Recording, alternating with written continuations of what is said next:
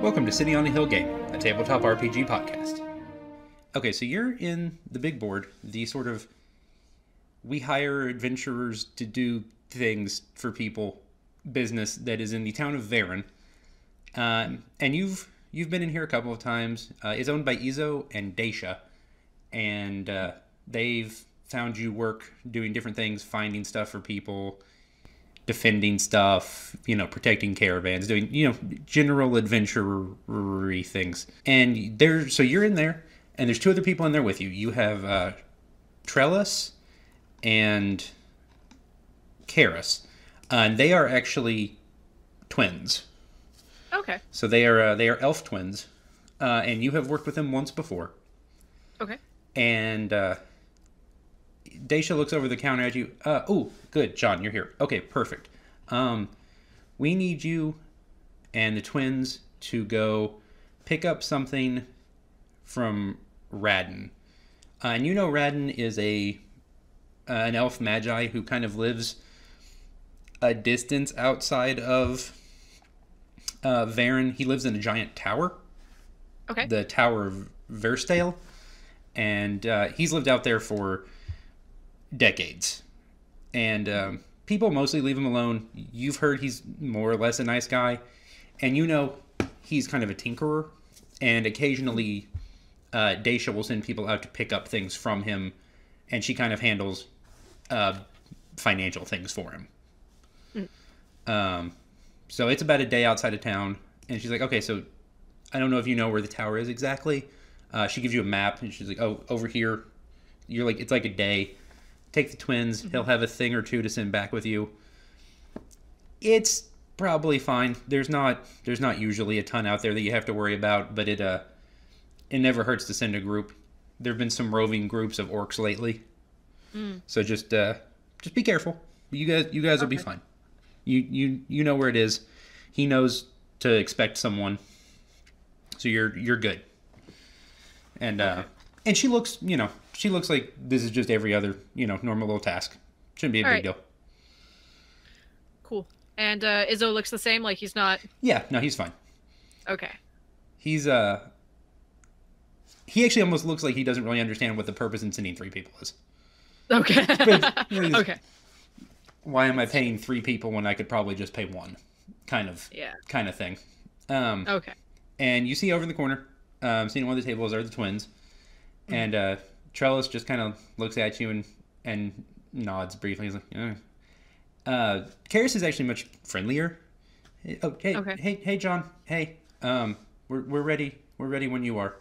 If you want to leave now, or we can just whenever. You're good. No sense in wasting time. Let's head out now. Oh, okay, yeah, that works. Trellis, come on. And he grumbles. He's frumpy. He's not super happy all the time. So you've worked with them before, and they know from having worked with you, there was some combat last time you worked together. They know you're Crimsonborne. Okay. And Karis is totally cool. She's completely fine. No issues. You guys get along as well as you want to get along with her. Okay. She's totally down. Trellis is a little distant. But the one time it came to it, he actually let himself take an extra blow in a fight because it meant putting himself between you and an enemy. Okay. He may not be super, friendly or chill with the whole Crimsonborne thing, but he will protect you. Okay. He's just moody sometimes. So you have about a day's journey. Make me survival or something nature-y. All right. Hunting through the woods kind of directional thing.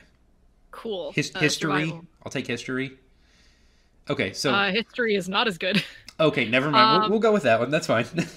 All right. That's totally... Let's go with the 8. We'll go with the 8. Should I roll survival? Oh, Karis has better survival than I or Trellis do. Should I roll go for for it? Yes. All right. Roll her survival. And I'll actually roll his perception. 1d20 plus 3. Okay. All right. So she got an 11, he got a 12, you got an 8. You guys, It takes maybe an hour or two longer than it probably should. Okay. But you guys are headed the right direction. Um, Okay. so you guys are heading out, and she's being very friendly. He takes point. He never Okay. doesn't take point. Okay. And she doesn't care to let him, frankly. She's more of a hang out in the back and protect him kind of person. So Yeah. she's got her bow out, and she's chatty, but she's also, as much as she's talking to you and trying to talk to you, she's never not looking around. Yeah. She's never not, kind of prepared. So you guys are heading out, and there's sort of a path that leads in the general direction of the tower. And it's about noon, probably. All right. You guys have been traveling for a couple of hours. You've got at least a couple more hours to go. You may actually have to stay at the tower for the night, but that's not uncommon. Rodden will definitely welcome you in. And it's been a while, John. How are you doing? We haven't worked together in a couple weeks, I think. Yeah. Yeah. Well, done a couple other smaller jobs. This will be the first one that I've done with, a couple other people in about a week. Just been around. How's life been for you? It's good. We get to go north, back into Thassarin for a job. That was different. I haven't been up there in a while. But it's fine. I like Izo and Daisha. They keep good work for us. Yeah.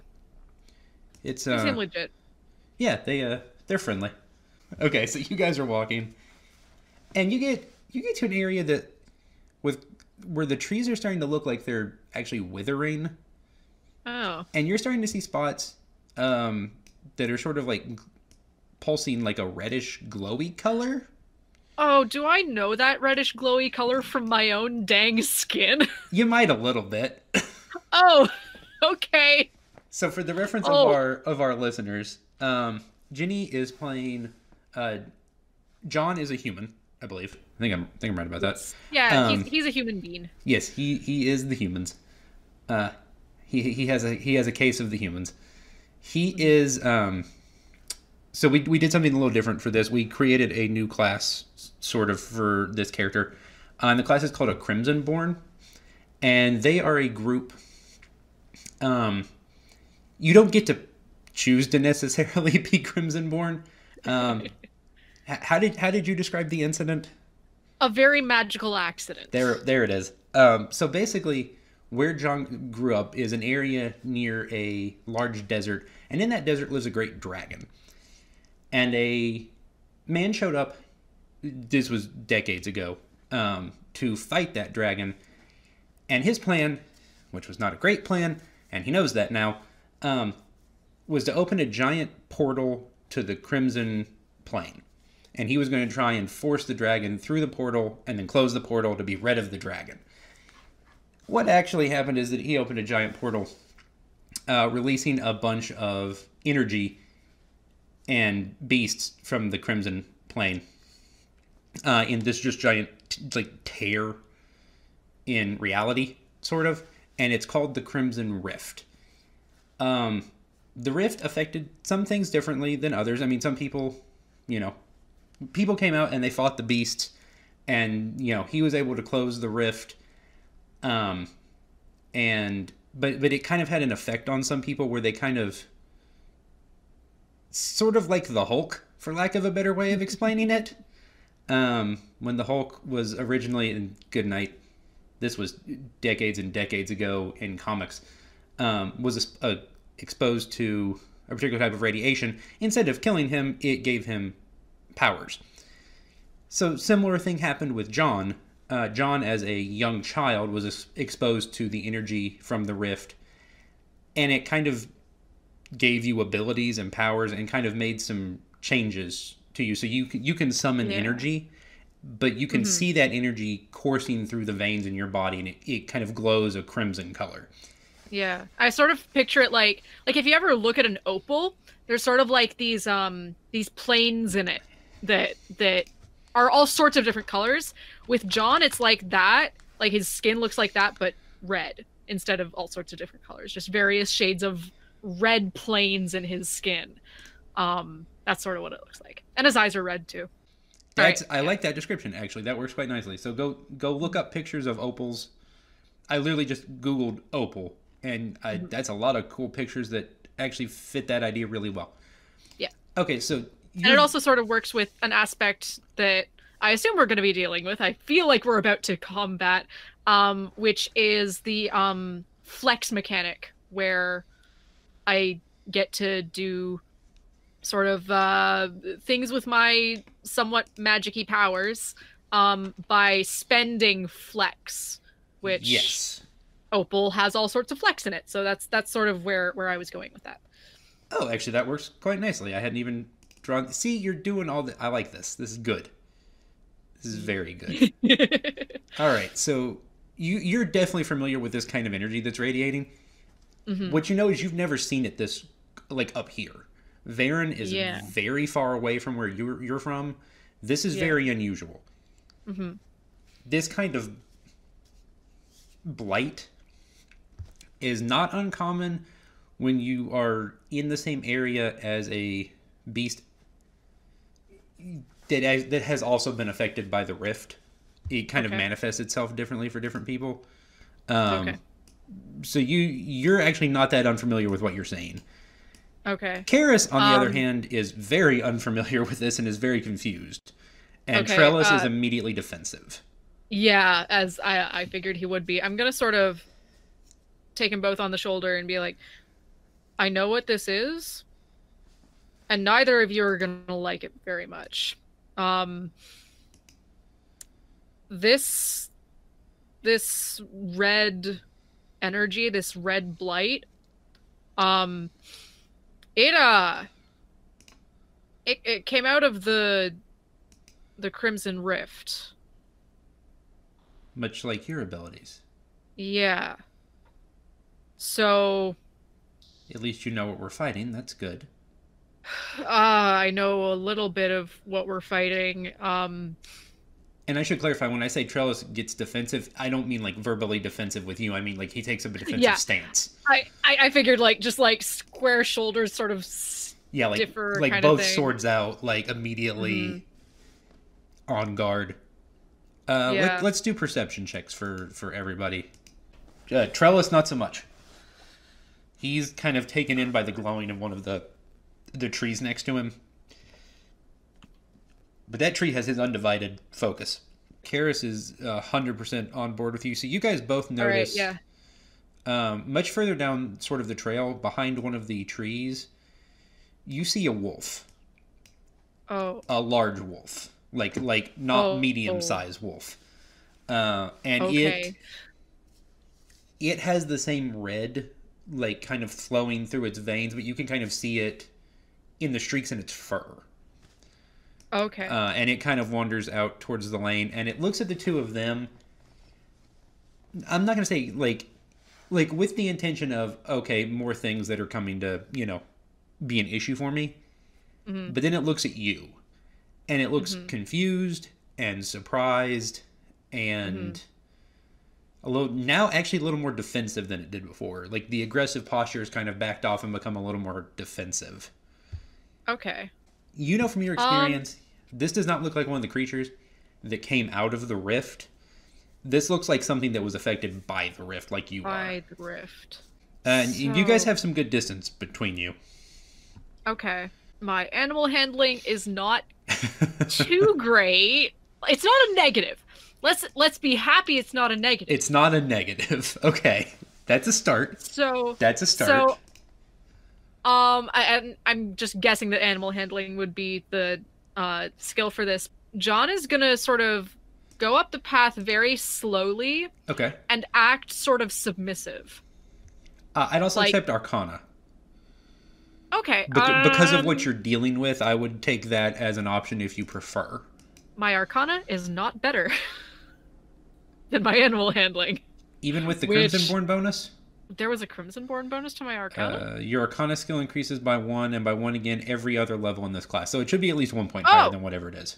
Okay, so I just need to You guys are level roll 2, that so bad it's one not because actually yeah, significantly higher. But roll 20 will not let me do the +1 to that. yeah, no, that's fine. So yeah, in that case I will roll Arcana +1. Okay. So 20 total. Yeah. Okay, so I'm gonna move you down a little bit, right, like right around there. Okay. And as soon as you start trying to pass him, Trellis basically does not. He won't let you get in front of him. Yeah. He doesn't look happy. He is being incredibly cautious, but he will not let you pass him. Okay.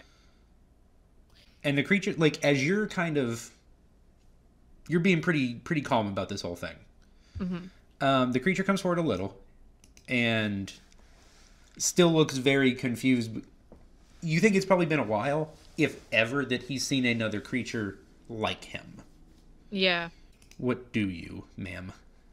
I'm looking at spells and seeing what I can do, and it's largely stuff that's vaguely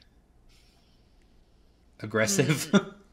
somewhat either aggressive or like I can make food taste nice. So It's not nothing. yeah, it's not nothing. John is gonna take Trellis's shoulder again and say, "This is, for the record, this is not the creature causing the blight. In this area, this creature,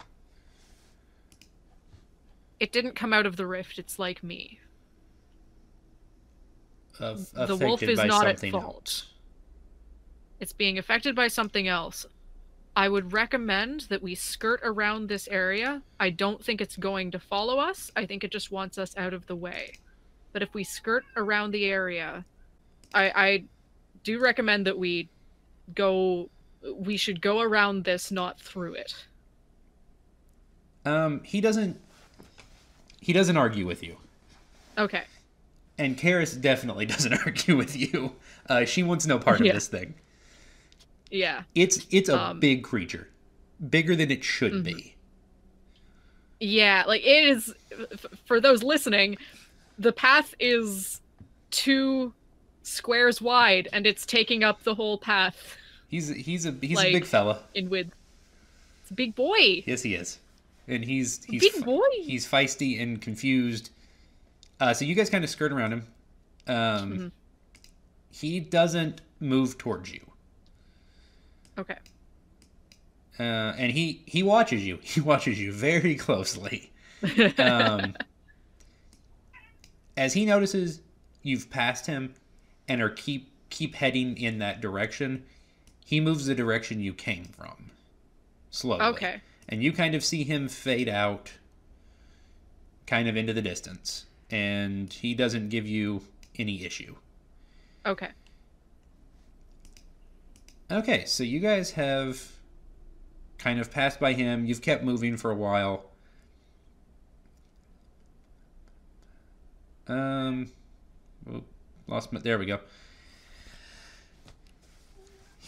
Trellis doesn't say much. He's being more quiet than usual. He's being you can tell he's being contemplative, like he's trying to like make something make sense in his head. Karis looks at you. Did it let us pass because it knows, like it almost, you make sense? Like it senses you? Maybe. And Karis just kind of looks at you. That was very unusual, John. I don't really know. Are there other creatures like that here? Around here? Well, I think something is making them. Because I mean, I don't know how much you know about the rift, but it didn't happen here. Far to the south, right? Yeah. In a desert, basically. And this is clearly not the desert, and I don't like this. And I don't think that's the last we've seen of Crimson. At least not for today. Trellis kind of, he's almost like talking to himself, but definitely out loud. You hear him say, "Still one of Yahweh's creatures. It's not their fault." But you don't know, you really don't even think he was talking to you and Karis, or that he's particularly engaged in any way, that he's just kind of working some things out for himself. Yeah. Just sort of a necessary reminder. Internal. Yeah. God internally poking him a little bit. Yeah.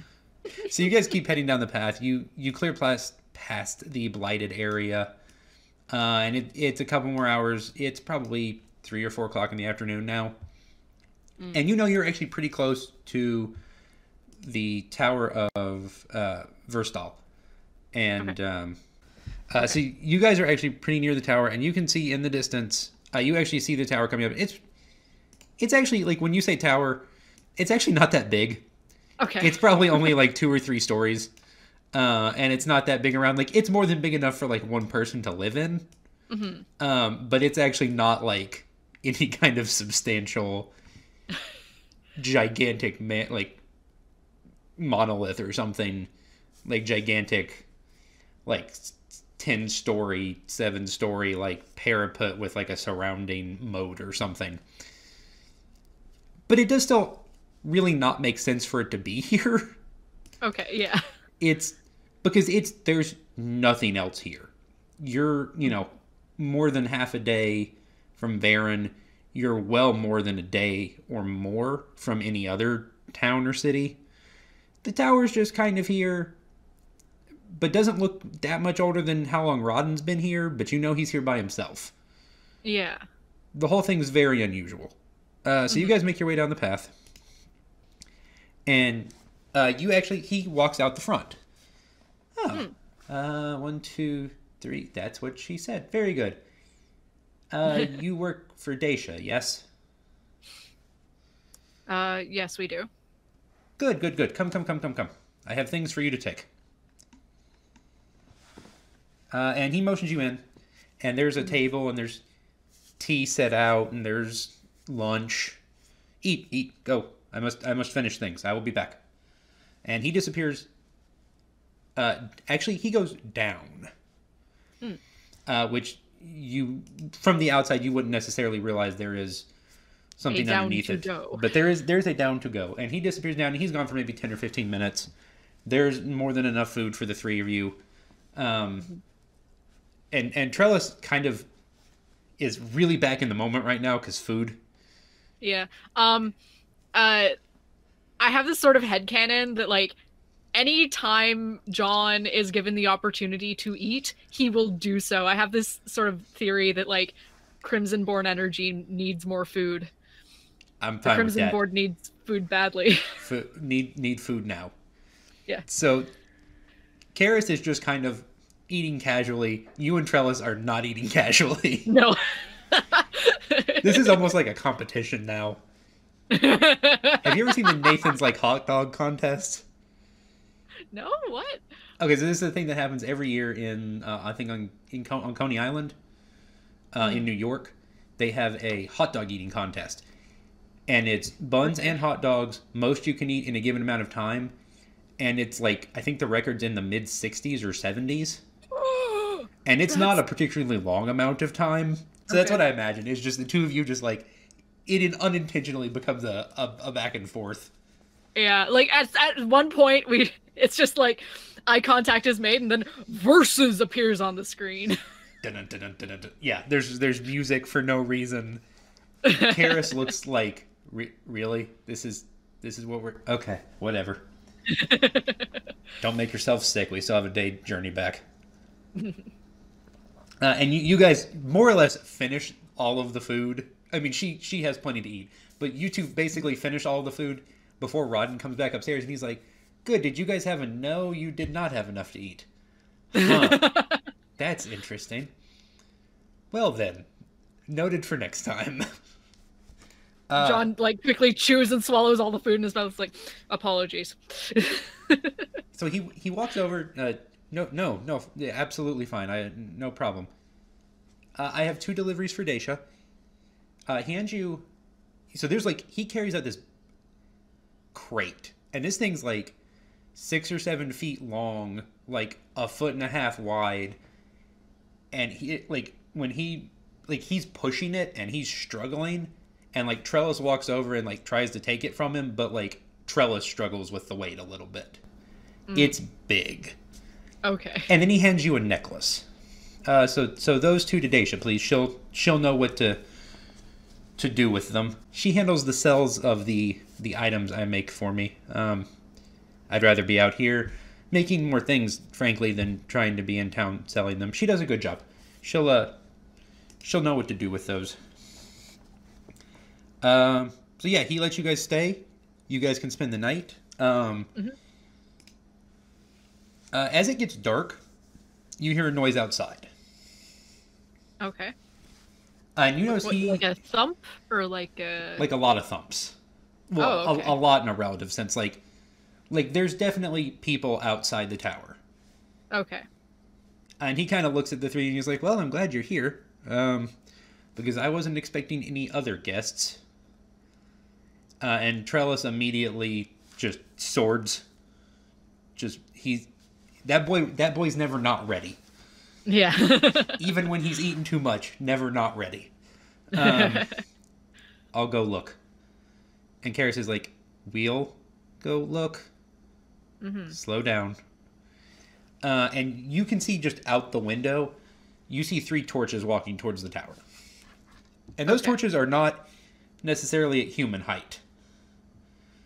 Okay. Shorter or taller? Taller. Okay. Not drastically, but like not human height. Okay. And you see, and I'm going to move you guys back towards the tower because you guys are actually inside. And you actually see over in the distance 3 orcs. And I don't mean half orcs. I mean full-grown orcs. Okay. And they are a-coming. And they know there's little windows in the tower, and so they can see the light from the tower. But you're not exactly sure they've noticed that. You don't think they were expecting to see more people. And they take sight of the 3 of you. Initiative, please. All right. Okay. Cue music in my head. And these are all 3. These orcs all 3 have big weapons, like great swords, great axes. They're coming with intention. Okay. Hey, we all did bad. Yay! Yay! Everyone rolled poorly. That's 2 8s, a 7, and a 5 for initiative there. I'll let you pick. I'm just gonna assume Trellis probably goes first because Trellis. Yeah. So we're gonna put Trellis first, then the orcs, then Karis, and then John. All right. So Trellis. I'm gonna let you handle them. So what will Trellis do? Yeah. So, Trellis. But yeah, he's going to shoot first, ask questions later, quite literally. So that Perfect. slash 1d20 plus. I think that was a 3. Yes. Yes, plus 3. That's bad. That's not great. A 9 is not sufficient, I'm guessing? A 9 is not sufficient. So 1, 2, 3, 4, 5, 6, 7 squares up, because that's as far as he can move. Okay. He will be greeted by orc friends. He will take a big swing at Trellis. That's a natural 1. Ooh. So he heaves his greatsword at Trellis.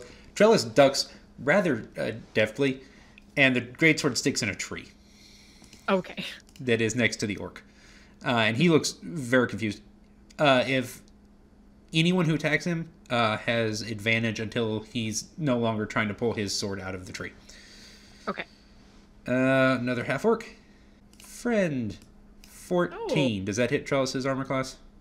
No. Okay. Trellis 16. Final orc. 10. Nope. Successful. He's Perfect. basically just like dodging and weaving like a pro. You don't expect him to be as dexterous as he is, and neither did I. Which is interesting. All right. So it is now Karis's turn. Okay.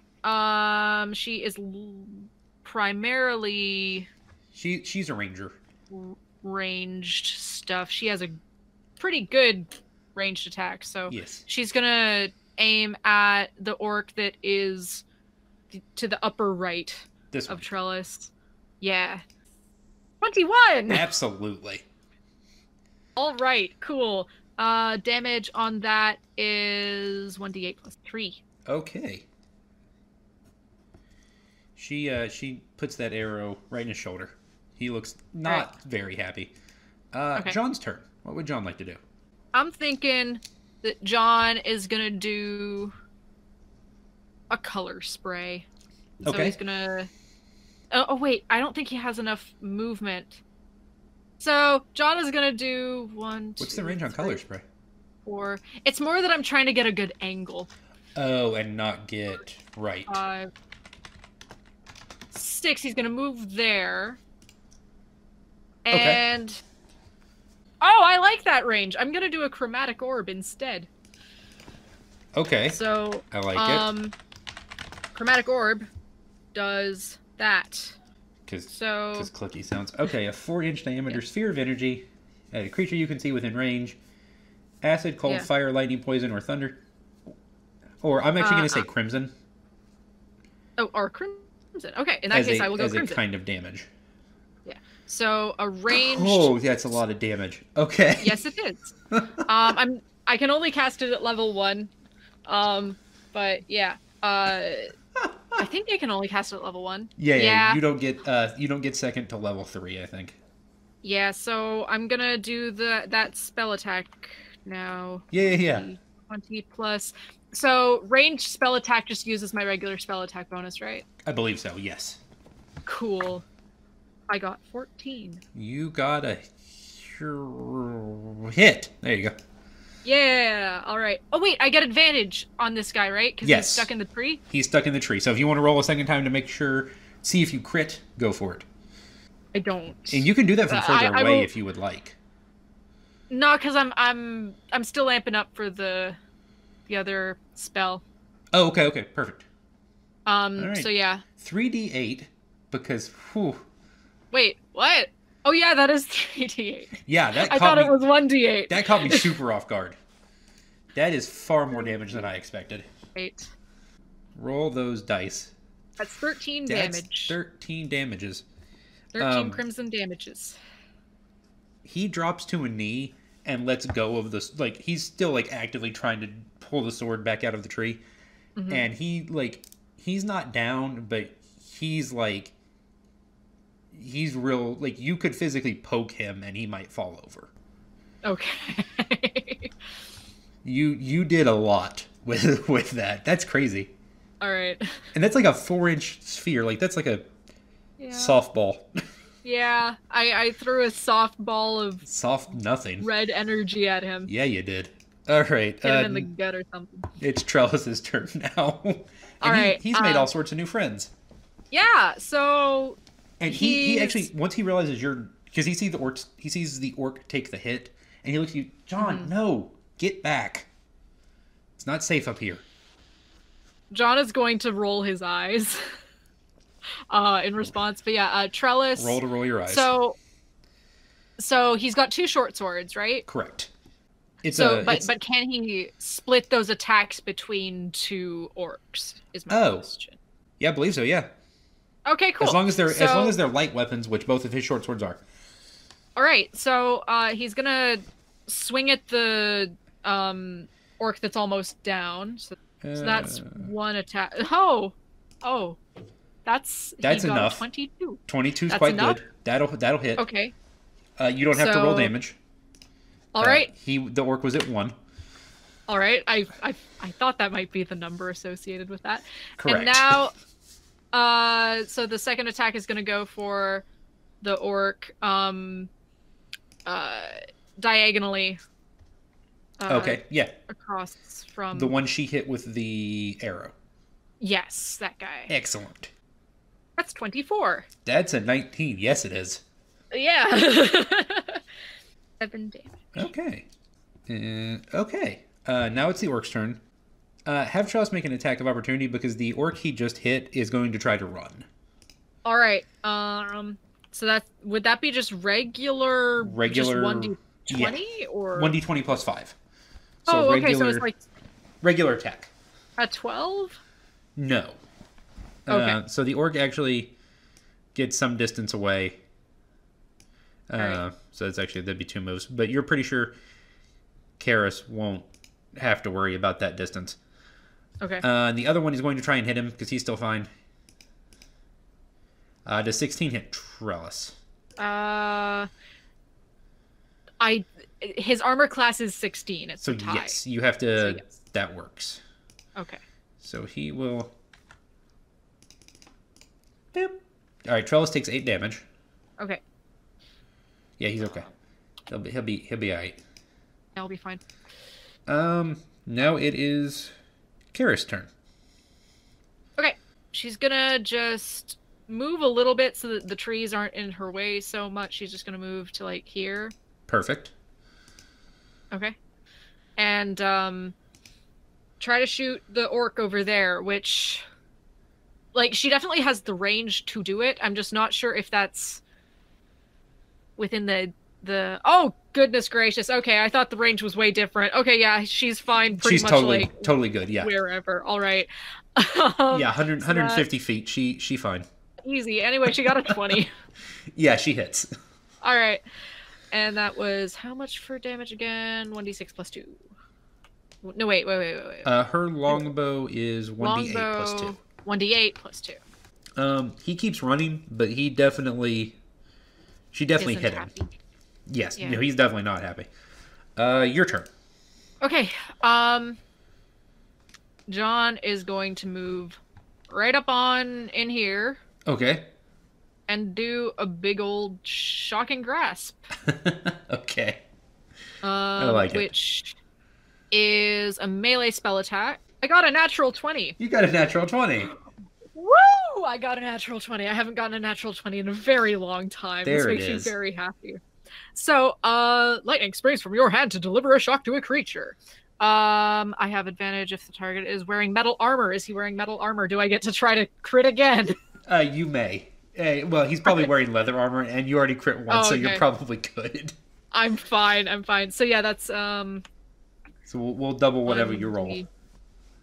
Okay, 1d8 lightning, and it can't make reactions, so that's 4 damage total. Okay. Can't take reactions until the start of its next turn. That won't be a problem. Okay. He falls over. He was at 4, so. Oh, okay. They weren't particularly healthy orcs. They were more imposing in look than necessarily in action. Okay. Okay, so the other one's running away. I'm pretty sure Karis will deal with that. We're not going to worry about him. Yeah. So yeah, you find on one of them, you find a note. Okay. And it just says, it's a little picture that of the tower and like short directions to it, and it just says, "Bring me the necklace." Oh. So they don't care about the heavy box. They just care about the necklace. They may not even know about the heavy box. Okay. What does the necklace look like? Okay, so the necklace. Okay. So it's sort of the 3 interlocking, sort of like Celtic horns. Mm-hmm. Yeah. Would anybody be able to like can I check to see if it's like a religious symbol or if it has like history behind it? I would let you roll Arcana or Religion or History. Any of those 3, your choice. Okay. I'll go Arcana. 16 plus 1? Yes. 17? So you recognize the symbol. And the symbol itself is probably like 3 inches wide. And it's made of silver. Mm-hmm. Silver chain, silver emblem. And you know, for most people, it's considered a symbol of the strength of Yahweh. Okay. And that it's just typically you see the symbol relatively often, and that it's not any unusual thing. Okay. But this definitely radiates with an aura. Okay. Um, Ooh. Can I do a detect magic, please? yeah. I would like to do a detect magic. You're pretty sure it is of a divine nature. Okay. That it grants some kind of bonus, but you're not exactly sure what. What's the name of the old guy again? I'm sorry. Radon. Radon. Rahdon. Okay. Radon. What exactly does this necklace do?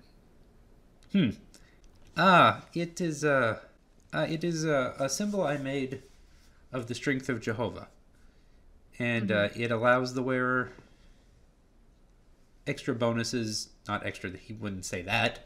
You get +1 to religion and +1. No, that wouldn't make any sense. I really like the idea though. That's kind of funny. He's just like, it's a +3 necklace. It helps create a connection, like bridge a connection to the servants of Yahweh in our world, those he has sent to assist others. It is something of a flare or a beacon to them, and can be activated to hopefully get their attention. Well, that's what the orcs were after. Most unusual.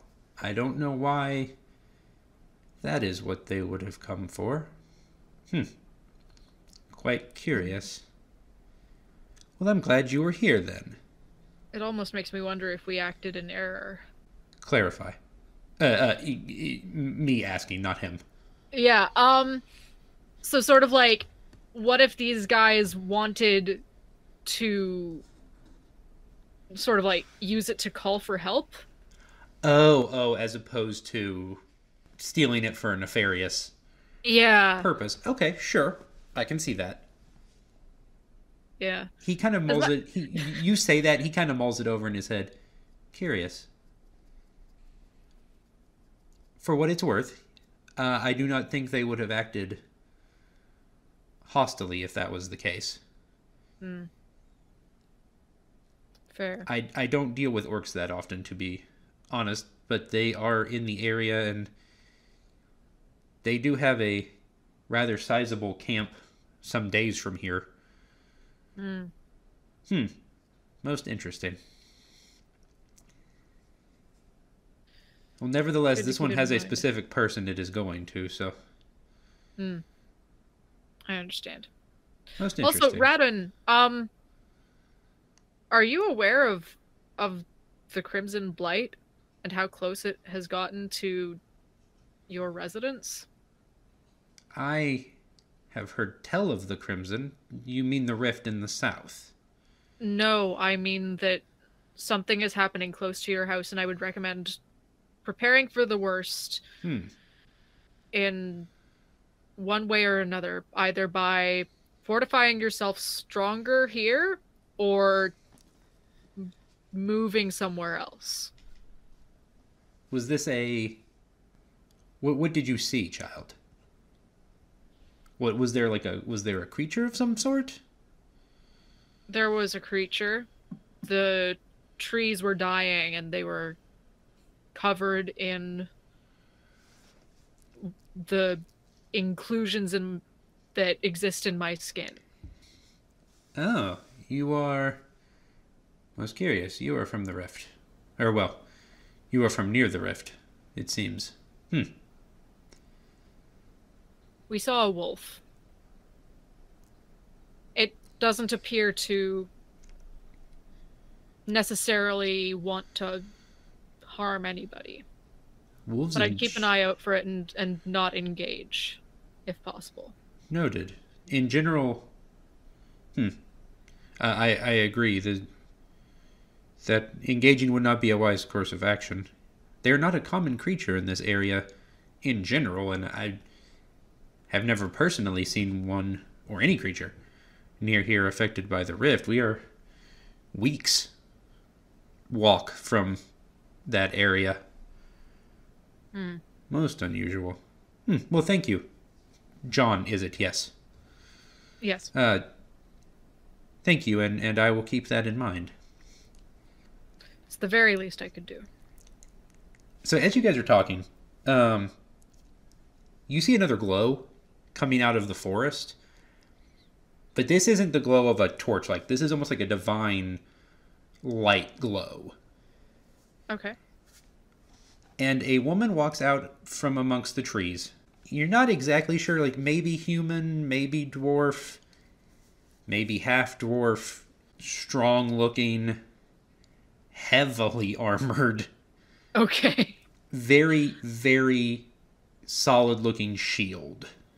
And Rodden almost looks confused for a second, and then he smiles. Child, I was having it delivered to you. You didn't have to come here to pick it up. I told you that.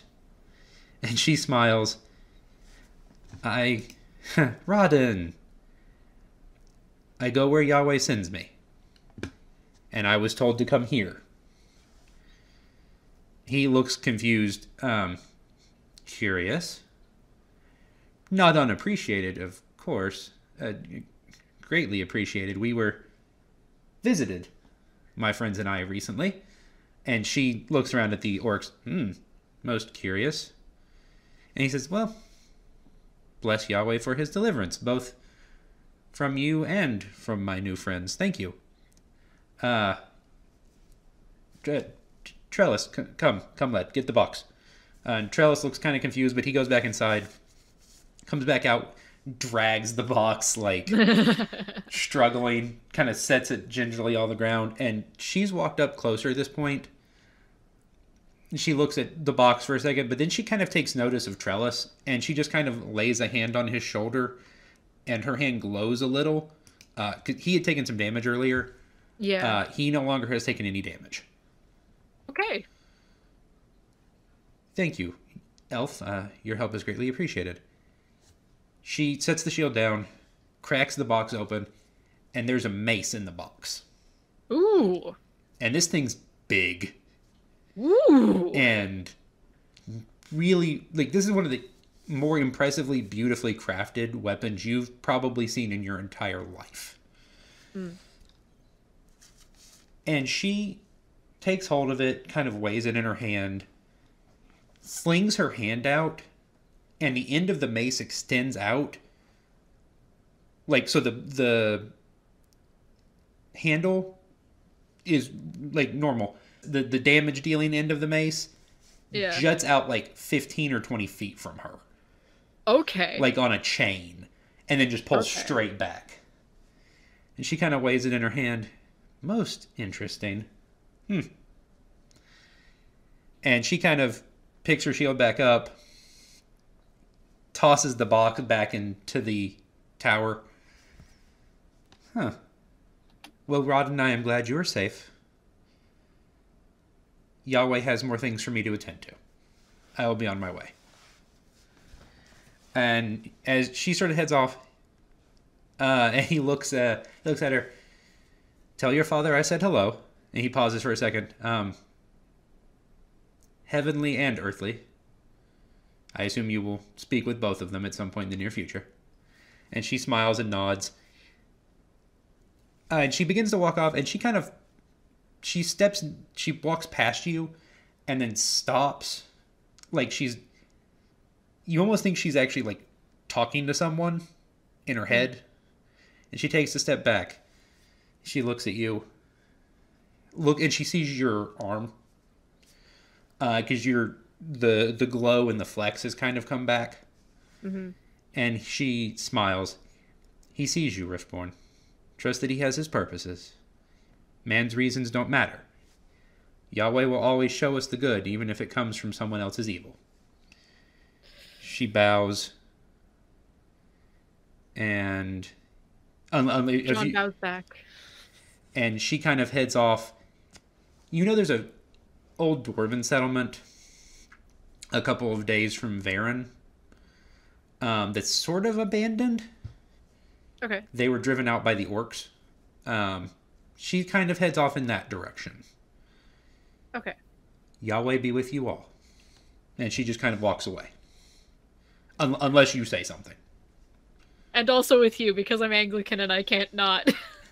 You said the key phrase. I said the phrase. I like you said that. the phrase. She kind of bows a little and makes her way. Okay, there we go. So Rodden calls you back. Well, that's been most curious an evening. I told the girl I'd have it delivered to her sweet mercy.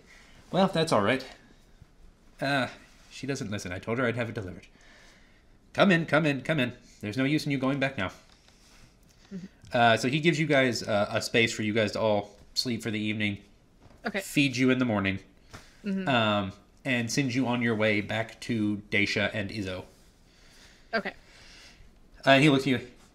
Tell them she's already picked up the mace and they don't have to worry about that now. I'm sure Daisha will be disappointed. But that's all right. So you guys head back to town.